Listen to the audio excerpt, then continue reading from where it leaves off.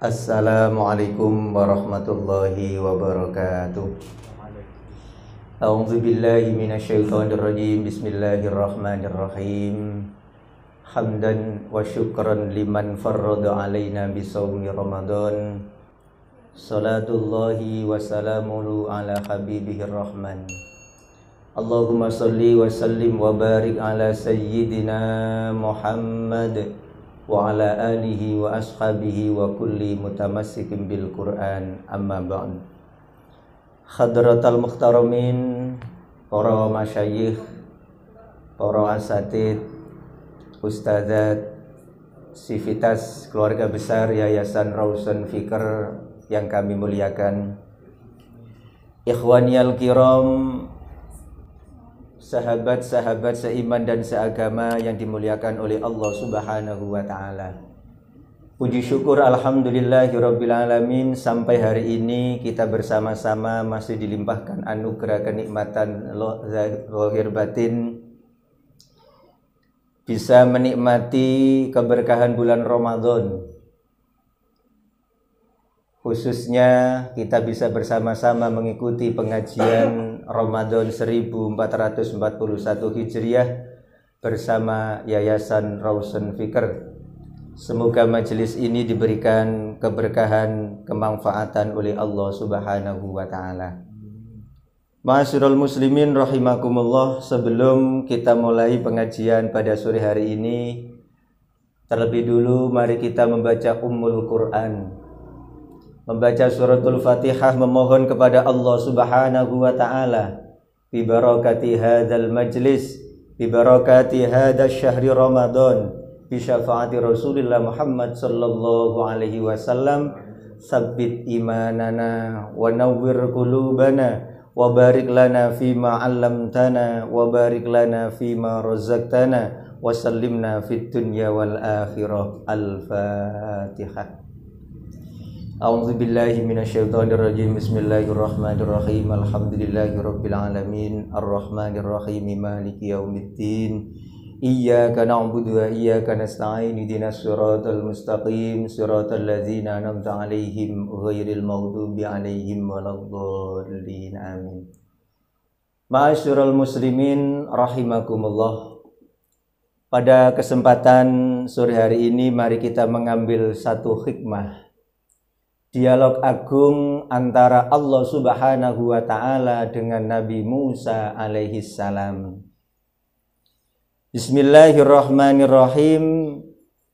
Inni a'taitu ummata Muhammadin nuraini kaila yadurruhum zulmatani. Allah berfirman, sungguh aku telah menganugerahkan umat Muhammad dua cahaya untuk menghilangkan dua kegelapan. Nabi Musa alaihi salam bertanya, "Ma nurani ya Rabb?" Apakah yang disebut dengan dua cahaya, wahai Tuhanku? Allah menjawab, nurul Ramadan wa nurul Quran. Dua cahaya itu adalah cahaya Ramadan dan cahaya Al-Quran. Nabi Musa meneruskan pertanyaannya, wa madza zulmatani ya Rabb? Dua kegelapan yang engkau maksud itu apa, wahai Tuhanku? Huma zulmatul qabri wa zulmatu yaumil qiyamah. Dua kegelapan itu adalah gelapnya alam barzah, gelapnya di alam kubur, dan gelapnya kelak di hari kiamat. Ma'asyiral muslimin rahimakumullah. Dua anugerah inilah yang salah satunya Nabi Musa alaihi salam itu berharap ingin menjadi umat Muhammad. Tamanna Musa bi ummati Muhammadin sallallahu alaihi wasallam. Nabi Musa rindu kepingin menjadi umat baginda Rasul karena Allah memberikan anugerah yang sungguh luar biasa. Yang pertama, kita semua umat Rasulullah diberikan anugerah cahaya Ramadan, dan yang kedua adalah cahaya Al-Quran. Ma'asyiral muslimin rahimakumullah. Sebelum kita melanjutkan tentang fadilah dua cahaya ini, Mari kita bahas dulu tentang zulmatani, dua kegelapan. Gelapnya alam barzah, gelapnya yaumil qiyamah. Sebagai orang mukmin kita wajib percaya adanya rukun iman yang jumlahnya ada 4. Salah satunya adalah percaya adanya hari kiamat. Kiamat ada 2 macam, kiamat sughra dan kiamat kubra. Kiamat sughra adalah kiamat kecil, yakni al-maut wa ma yata'allaqu bih. Segala sesuatu yang berhubungan dengan kematian itu disebut dengan kiamat sughra. Sedangkan kiamat kubro adalah kiamat yang hakiki, kiamat yang menghabiskan seluruh alam semesta. Idza zulzilatil ardu zilzalaha wa akhrajatil ardu asqalaha. Ikhwaniyal kiram rahimakumullah. Suatu saat sahabat Abu Dzar Al-Ghifari niki menceritakan satu kejadian yang sungguh luar biasa. Nalikane sedone Sayyidatina Aisyah niki sing rawat yang meramut jenazah Fatimah min ahli baiti, hanya keluarga Fatimah. Mulai dari memandikan, mengkafani, mensolati, bahkan ketika memakamkan. Waktu itu yang akan meletakkan jenazah di dalam liang lahat adalah sahabat Abu Dzar Al-Ghifari. Ba'da sholat janazah, yang membawa janazah Sayyidatina Fatimah adalah Sayyidina Ali, Sayyidina Hasan dan Husain dan sahabat Abu Dzar Al-Ghifari. Sahabat Abu Dzar masuk ke liang lahat seraya berkata dialog dengan tanah, lemah kuburan nek cara basa wong Jawa. Ya turab dukhilat alaika Fatimah binta Muhammadin sallallahu alaihi wasallam wa zaujati Ali bin Abi Thalib wa ummu Hasan wa Husain. Wahai tanah kuburan, sungguh akan masuk ke dalam tanah lemah kuburanmu Fatimah putrine Kanjeng Rasul, garwane Sayyidina Ali, ibunya Sayyidina Hasan dan Husain. Subhanallah, apa yang terjadi? Biiznillah, dengan izin Allah subhanahu wa ta'ala, perkataan sahabat Abu Dzar Al-Ghifari terhadap tanah yang akan dimasuki jenazahnya Fatimah niki lho saged ngedalaken swara jawab pernyataanipun sahabat Abu Dzar Al-Ghifari. Apa yang disampaikan oleh tanah kuburan? Ma ana maudhi'un nasabin wazumalin. Ketahuilah, sesungguhnya aku ini bukan tempat tanah untuk orang-orang yang mempunyai nasab, orang yang mempunyai harta benda. Nek cara wong Jawa, lemah kuburan iki sumber ngeten. Aku gak ngurus sapa sing mati, mbuh iku anake nabi, pejabat, orang kaya, apapun latar belakangnya, aku gak ngurus. Ma'ana maudhi'un nasabin wa dzumalin, karena aku bukan tempat orang yang memiliki keturunan dan orang-orang yang memiliki harta benda. Ma yunjini illa bi kasratil amali wa salamatil qalbi. Aku akan menyelamatkan siapapun yang masuk ke dalam tanah kuburanku ini. 1. Kasratil amal, mereka yang memiliki banyak amal ibadahnya. Yang kedua, wasalamatil qalbi, dan hatinya diberikan selamat oleh Allah subhanahu wa ta'ala. Sejalan dengan firman Allah subhanahu wa ta'ala, yauma la yanfa'u malun wala banun illa man atallaha biqalbin salim. Hari di mana harta dan anak-anak kita semua, harta-harta kalian semua tidak akan pernah bermanfaat kepada Allah, kepada diri kita sendiri, kecuali mereka yang sowan kepada Allah subhanahu wa ta'ala dengan hati yang selamat. Apa maknanya?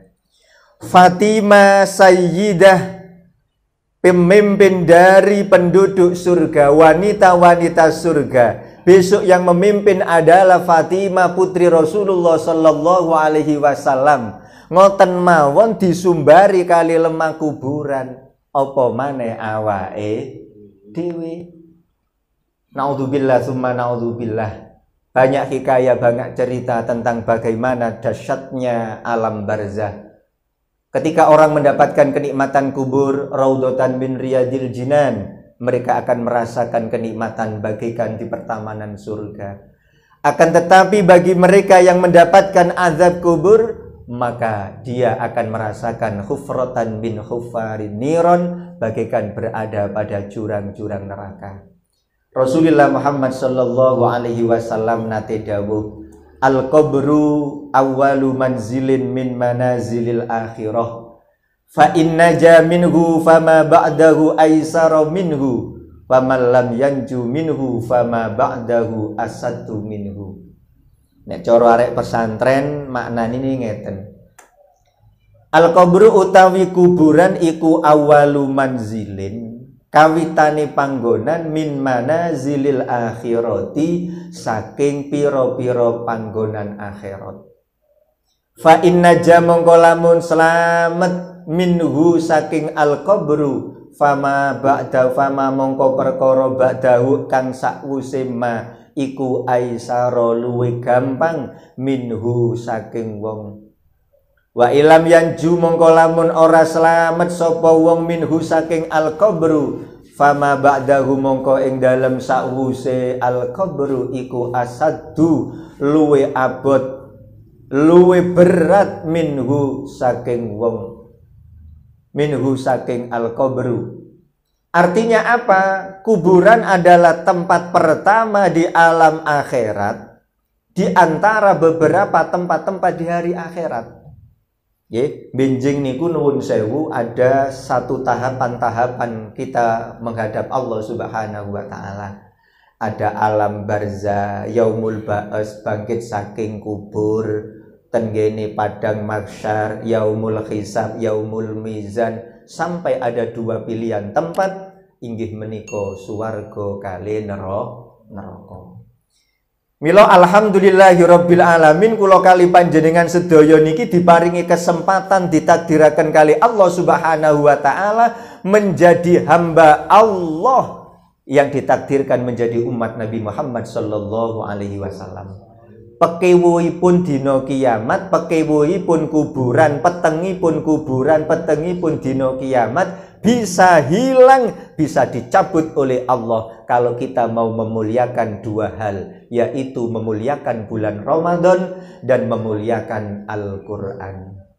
Ma'asyiral muslimin rahimakumullah, mohon maaf, kita semua yang hadir di sini dan mustami' yang ada di luar sana yang belum pernah merasakan kematian, Masya Allah, sekaya apapun orang itu, memiliki harta apapun yang dibawanya, ketika mati tidak membawa apa-apa, sendirian.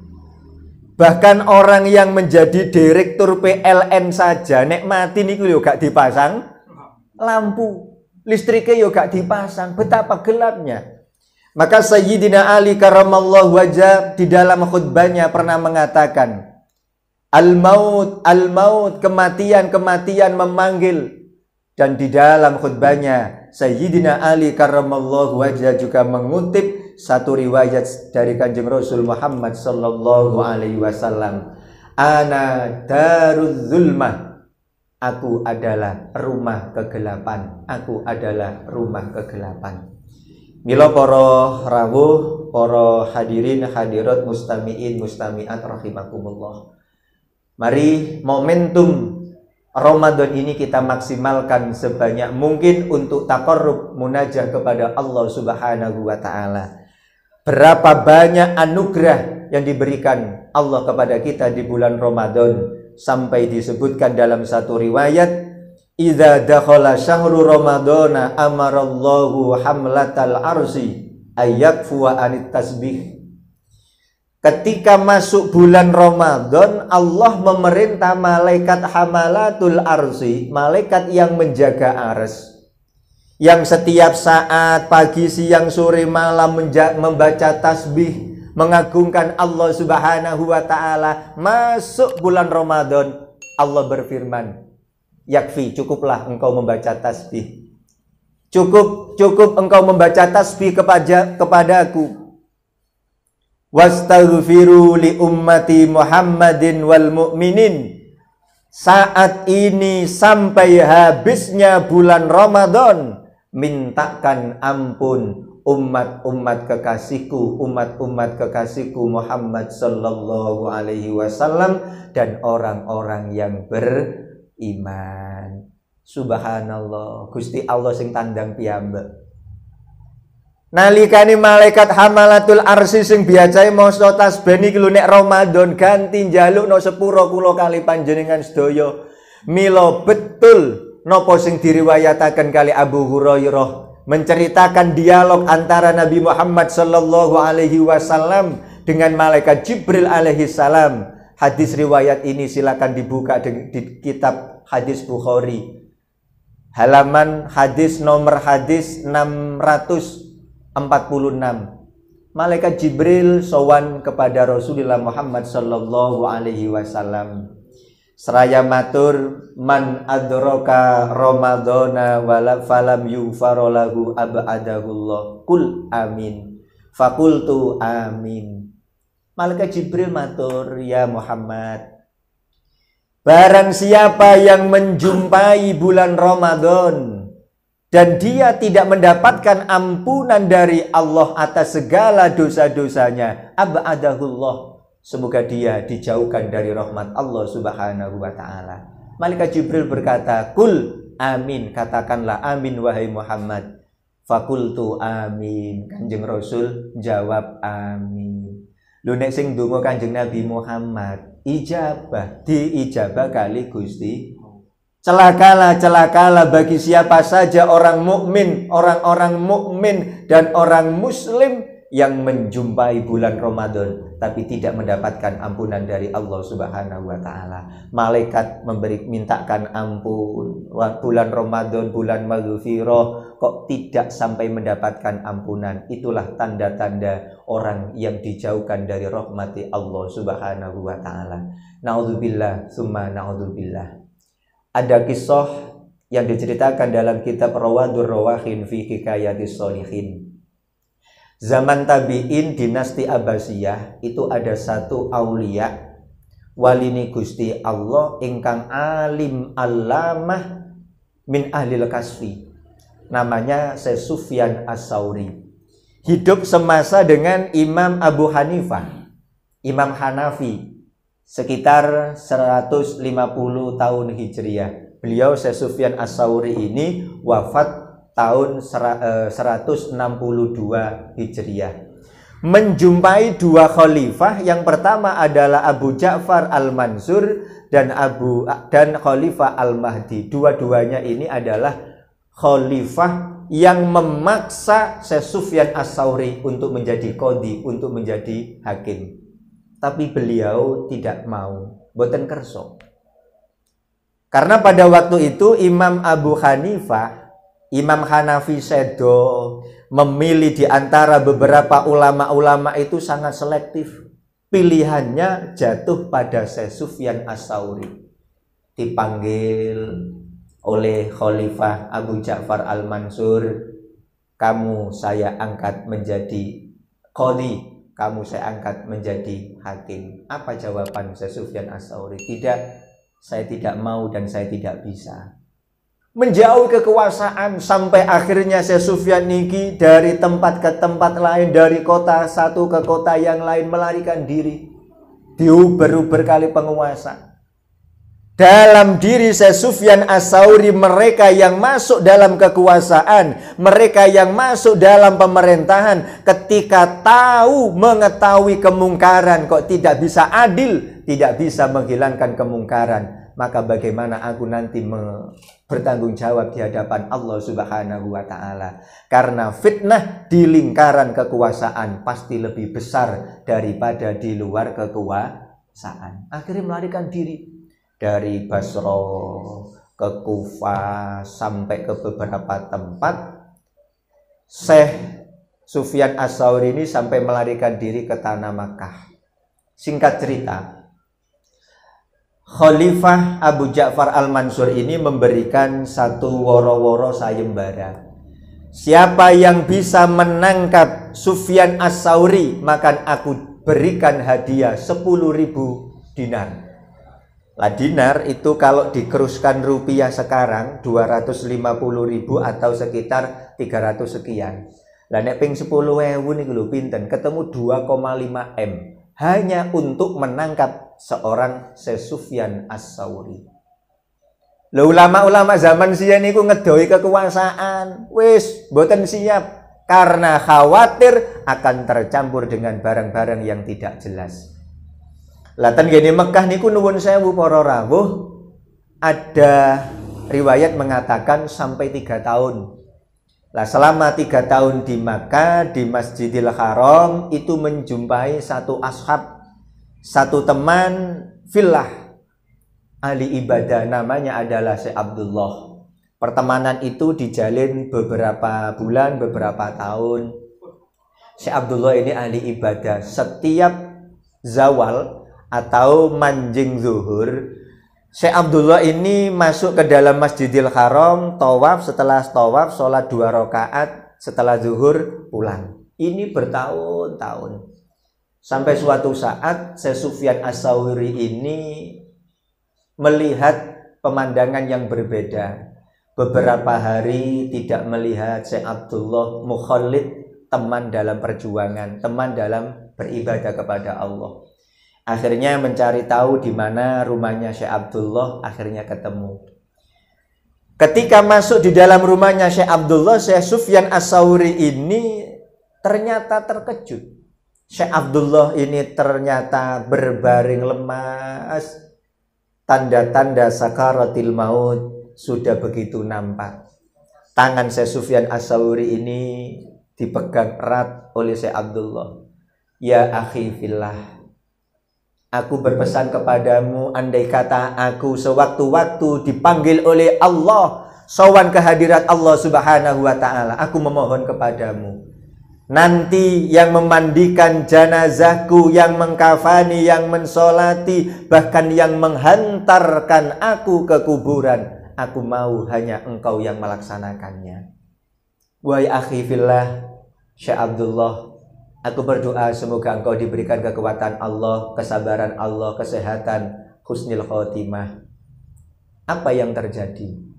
Tidak berapa kemudian ketika perbincangan itu akan selesai, Syekh Abdullah ini dengan suara fasih lesan ini mengatakan, asyhadu alla ilaha illallah wa asyhadu anna Muhammadar Rasulullah. Syekh Sufyan Ats-Tsauri melihat temannya sudah wafat, meninggal dunia. Ma'asyiral muslimin rahimakumullah, akhirnya Syekh Sufyan ini melaksanakan wasiatnya, memandikan, mengkafani, mensolati, bahkan sampai ke pemakaman. Dalam riwayat yang lain wasiatnya ditambah seperti ini. Wahai Sufyan, kalau aku sudah dimakamkan, sungguh aku ingin engkau menjagaku 1 hari 1 malam. Di malam-malamku jangan pernah engkau meninggalkan jenazahku, jangan pernah engkau meninggalkan kuburanku. Akhirnya waktu itu ketika sudah dikebumikan, Syekh Abdullah sudah dikebumikan di alam barzah, Syekh Sufyan Ats-Tsauri berada di atas kuburan. Sampai larut malam ada hatif suara tanpa rupa. Ya Sufyan, pulanglah engkau, pergilah dari sini. Sesungguhnya jenazah yang berada di alam barzah ini tidak butuh penjagaanmu, tidak butuh talqinmu, tidak butuh apapun darimu. Karena aku diutus oleh Allah Subhanahu wa ta'ala menyiapkan kebahagiaan, menyiapkan beberapa hal yang bisa membuatkan dia selamat dari kubur.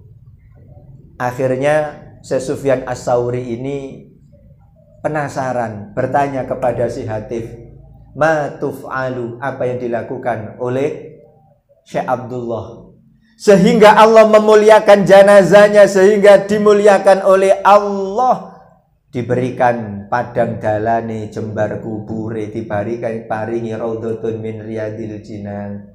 Jawaban hatif tersebut menjawab seperti ini, karena Abdullah Ketika hidup di dunia, dia sempurna di dalam melaksanakan ibadah puasa Ramadan dan disambung dengan 6 hari puasa Syawal. Inilah kehebatan bulan Ramadan. Jadi Syekh Abdullah ini ternyata kalau puasa ini tidak hanya puasa lahiriah mawon, puasane lahir batin. Lah nek puasa lahir akeh tunggale, ngempet mangan, ngempet ngombe. Kamin shaimin, banyak dari orang yang berpuasa tidak mendapatkan anugerah fadilah dari puasa, illal ju' wal atos, kecuali hanya dahaga dan lapar. Niki sebabnya napa mboten dijogo. Lah Syekh Abdullah niki alhamdulillah diberikan kemudahan oleh Allah, setiap bulan Ramadan mampu beribadah secara maksimal, tamah secara sempurna, tidak hanya lahiriah tapi juga batiniyah. Apa itu batiniyah? Menjaga hal-hal yang membatalkan fadilahnya puasa. Napa niku? Khamsun yuftirnas shaim. Ada 5 hal yang membatalkan fadilai poso. Lah nek ana wong poso gak mangan mulai subuh sampai hurubis samsi sampai tekane maghrib, ora mangan ora ngombe, arek cilik iso. Nggih napa mboten? Akan tetapi 5 hal inilah yang akan menjadikan kita semua menjadi lebih sempurna. Kalau sampai melakukan salah satu dari 5 hal ini, maka puasanya akan muspro. Percum tak bergun. Nah, jadi arek percum tak bergun. Masya Allah, yang pertama adalah al-kadzibu, goro, berbohong, bujuk. Yang kedua adalah al-ghibatu, rasan-rasan, menggunjing. Yang ketiga adalah an-namimatu, adu domba. Dan yang keempat adalah al-yaminul ghamus, sumpah palsu. 4 hal ini berbicara berkenaan dengan mulut. Mulut niki nek ora iso njaga, keceplosan melakukan salah satu dari 4 ini, puasanya tetap sah, tapi fadilahnya puasa tidak mendapatkan. Dan yang satu berhubungan dengan mata, an-nazru bisahwatin, melihat dengan syahwat. Maka kita belajar mengambil ibarah dari anugerah Allah yang diberikan pada saat ini. Kita diberikan ujian yang namanya COVID-19, Corona, yang dari hari ke hari belum ada tanda-tanda perubahan. Nuwun sewu, secara medis, secara peraturan pemerintah anjuran ini nuwun sewu, banyak cuci tangan, terus maskeran. Maskeran ini nutupi bokong apa nutupi lambe? Niku maknane napa? Niki lho maknane isyara. Ojo kakean, cocot nek jare wong Jombang. Nggih. Bujuk rasan-rasan, mari ngono namimah, adu-adu, sumpah palsu. Niku penggaweane mulut, penggaweane lesan apa penggaweane dengkul? Mangkane dikei master ditutup ben gak kakean ngomong, ben gak gedak. Brus. Puasa kita bukan puasa hanya menahan dahaga dan lapar, termasuk menjaga lesan kita. Bagaimana kita bisa tidak sampai berbohong, tidak sampai adu domba, tidak sampai rasan-rasan. Salah satu sahabat Rasulullah Muhammad Sallallahu Alaihi Wasallam yang memiliki keistimewaan yang dimuliakan oleh Allah dengan karomahnya, Ibnu Luhai'ah. Sahabat Ibnu Luhai'ah itu suatu saat nderekaken Kanjeng Rasul tindakan. Dilalah nalikane tindakan niki min akhlaki Rasulullah sallallahu alaihi wasallam. Nalikane beliau niki menjumpai metui kuburan, niku Kanjeng Rasul mesti kendel. Kados jenengan lak nggih ngoten nggih. Nek ana kuburan leren dhisik ndonga, "Assalamualaikum ya ahlad diyar. Antum salafun wa bikum insyaallahu lahiqun." Ndongakno ahli kubur. Lho Kanjeng Rasul niku nggih ngoten. Kendel riyin, uluk salam ten ngene ahli kubur, ndongakno ahli kubur. Ibnu Luhai'ah ini maju. Matur datang Kanjeng Rasul Muhammad sallallahu alaihi wasallam. Ya Rasulullah, kula kok semerap Meripat kula niki lho diketokaken kalian Gusti Allah, mata saya diperlihatkan oleh Allah alam gaib. Dua jenazah yang di sana disiksa oleh Allah Subhanahu wa taala dengan siksaan yang begitu pedih. Dia menangis minta tolong, wajahnya sedih. Akhiripun Gusti Kanjeng Nabi Muhammad sallallahu alaihi wasallam wa rafa'a yadayhi, mengangkat kedua astoni pun diangkat ndonga dhateng Allah Subhanahu wa taala. Ibnu Luhai'ah, ketahuilah apa yang dianugerahkan oleh Allah kepadamu adalah sesuatu yang istimewa. Jangan sampai engkau membuka sesuatu rahasia yang engkau ceritakan pada seseorang yang tidak bisa menjaga rahasia. Dari akan dawuh ya Rasul, kula nyuwun pirsa ya Rasulullah, apa dosa kesalahan jenazah tersebut sehingga disiksa oleh Allah Subhanahu wa taala? Jenazah yang pertama yang engkau dilihatkan oleh Allah, dia menangis disiksa oleh malaikat. Salah satunya dia ketika hidup memiliki dosa yang belum ditaubati sampai mati. Napa niku ya Rasul? An-namimatu, adu domba. Omongan kene digawa rono, rono digawa rene. Enak-enak dulur rukun gara-gara pihak ketiga didu akhirnya geger. Dulur karo dulur gak rukun gara-gara pihak ketiga. Anak karo wong tua gak rukun gara-gara pihak ketiga. Bahkan atasan bawahan bisa pedot, hubungan tidak baik karena ada an-namimah, orang yang adu domba. Selama dia belum bertaubat, sampai dia mati tidak menghalalkan dan tidak mengislahkan, tidak merukunkan di antara dua orang yang bertikai, maka di alam barzah, di kuburan dia akan disiksa oleh Allah Subhanahu wa taala. Naudzubillah summa naudzubillah. Inilah namimah. Jadi adu domba niku nuwun sewu ketokane sepele. Saiki akeh dulur dadi wong liya dadi dulur. Nggih ngoten niku gara-gara tidak bisa menjaga lesan. Rumah tangga juga seperti itu, pasangan suami istri. Kebahagiaan, keharmonisan rumah tangga niku nuwun sewu tidak karena cantik, tampan dan kayanya.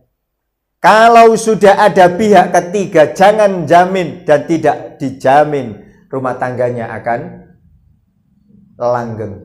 Nek wis ana pihak ketiga mesti bubrah. Mungkin jenengan semerap kenal kali dulur kula. Oh, dulur kula niku ganteng, ayu, sugih, tapi pegatan gara-gara pihak ketiga. Sopo iku? Saiful Jamil karo Dewi Persik. Iku ayu ya sugih, ya ganteng pegatan gara-gara pihak ketiga. Maka jauhilah pihak ketiga, pasti berbahaya. Ma'asyiral muslimin rahimakumullah, bahwa yang namanya al-qabru dengan keadaannya, kenikmatan dan siksanya itu ada. Maka Allah sudah memberikan anugerah ini, mari kita manfaatkan. Kita bisa terselamatkan dari siksa kubur, kita bisa luput dari kegelapannya hari kiamat. Satu, dengan memuliakan Ramadan, yang kedua dengan memuliakan Al-Quran. Bukti paling autentik, dalil nakli yang menyatakan bahwa di alam barzah itu ada siksaan. Allah Subhanahu wa taala telah berfirman dalam surat Al-Ghafir ayat 46. Bismillahirrahmanirrahim. An-naru yu'raduna 'alaiha huduwan wa 'ashiyya wa yauma taqumus saa'ah udkhulu ala fir'auna asaddal 'adzab. Kepada mereka diperlihatkan neraka pada pagi dan petang, dan pada hari terjadinya kiamat, malaikat diperintahkan, masukkanlah Fir'aun dan kaumnya ke dalam azab yang sangat keras. Jadi azab sing dimaksud wonten mriki, Ibnu Katsir lan sinten mawon sing melihat ayat niki wonten pinten-pinten tafsir yang disebut hudu wa asyiya. Di dalam alam barzah itu pagi dan siang, sore malam, Allah mengutus malaikat Zabaniyah memberikan siksaan, memberikan siksaan, wa taqumu yaumus sa'a wa yauma taqumu sa'a, sampai datangnya hari kiamat. Wong sing mlebu jerone kuburne apik ya oleh nikmat kubur, nalikane elek ya bakal aksal siksa kubur. Fir'aun dan bala tentaranya akan mendapatkan azab dari Allah Subhanahu wa taala. Miyaumi, dari hari dia mati meninggal sampai mereka menjumpai hari kiamat. Ma'asyiral muslimin rahimakumullah. Anugerah Ramadan ini sungguh luar biasa. Apa yang harus kita lakukan? Ya, melakukan apa yang diperintahkan oleh Allah Subhanahu wa taala. Ya ayyuhalladzina amanu kutiba alaikumusyamu kama kutiba alal ladzina min qablikum la'allakum tattaqun. Kita diperintahkan untuk berpuasa, tidak hanya puasa lahiriah, mari kita sempurnakan dengan puasa batiniah. Jangan sampai kita masuk dalam doanya malaikat Jibril yang diaminkan oleh Kanjeng Nabi Muhammad sallallahu alaihi wasallam yang kami sebut tadi, man adraka ramadhana wa lam yufar lahu abadahullah. Cerita yang terakhir sebelum kita sambung pada pertemuan-pertemuan yang akan datang mengenai adanya nikmat kubur dan siksa kubur. Diriwayatkan dari Sayyidatina Aisyah radhiyallahu taala anha, ketika ayat ini turun, an-naru yu'raduna 'alaiha ghuduwan wa 'ashiyya. Diriwayatkan oleh Imam Bukhari saking Sayyidah Aisyah. Ada seorang wanita, orang Nasrani, wakilah orang Yahudi, ini masuk ke dalam rumah Sayyidatina Aisyah. Dia berkata, aku berlindung dari siksa neraka. Setelah dialog dua wanita ini, akhirnya wanita Yahudi ini keluar rumah. Sayyidatina Aisyah matur datang Kanjeng Rasul Muhammad sallallahu alaihi wasallam. Ya Rasulullah, saya tadi ketemu dengan satu wanita yang mengatakan seperti ini. Aku berlindung dari siksa kubur, aku berlindung dari api yang sangat panas. Apa dawuh baginda Rasul? Ya Aisyah, ketahuilah bahwa siksa kubur itu benar. Annal adzabal qabri hakun, sesungguhnya azab kubur itu benar. Setelah itu Rasulullah setelah bersabda dawuh datang Sayyidatina Aisyah, Kanjeng Rasul ba'da salat, ba'da salat fi sholati ing dalam salat niki tidak pernah meninggalkan doa Allahumma inni a'udzubika min adzabil qabri wa adzabin nari. Ini biasanya dibaca sebelum salam. Innaka hamidum majid. Diteruskan dengan bacaan Allahumma inni a'udzubika min adzabil qabri wa min adzabin nari wa min fitnatil mahya wa mamati wa min fitnati masihid Dajjal. Nih, wong Kanjeng Nabi mawon minta perlindungan dari siksa kubur, siksa hari kiamat, siksa neraka.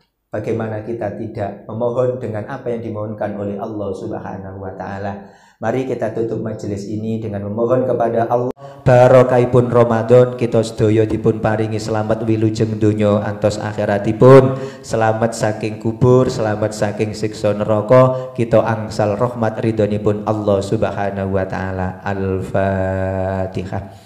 A'udzubillahi minasyaitonirrajim. Bismillahirrahmanirrahim. Alhamdulillahirabbil alamin arrahmanir rahim maliki yaumiddin. Iyyaka na'budu wa iyyaka nasta'in. Ihdinas siratal mustaqim. Siratal ladzina an'amta 'alaihim ghairil maghdubi 'alaihim waladdallin. Amin. Kurang lebihnya mohon maaf. Ihdinas siratal mustaqim. Assalamualaikum warahmatullahi wabarakatuh.